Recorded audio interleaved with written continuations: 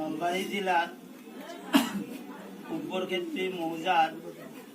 মোকালমোৱা থানাৰ অন্তৰ্গত লোহাৰকাটা গাঁৱত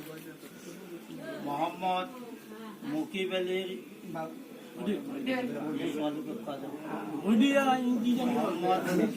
ছোৱালী মিছ মাইনা বেগমে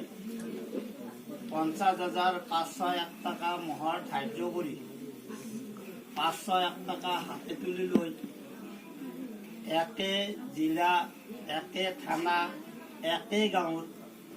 মহম্মদ বাবুল আলীৰ পুতেক মহম্মদ জহুৰুল হকৰ তাত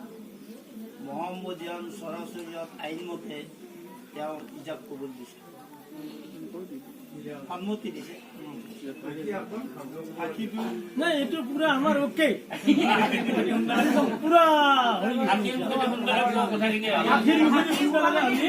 এটা সাক্ষী আছে সেইটো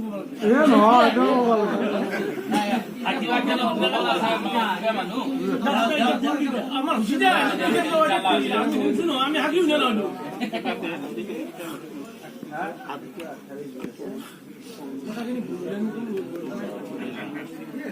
পুৰা কাৰে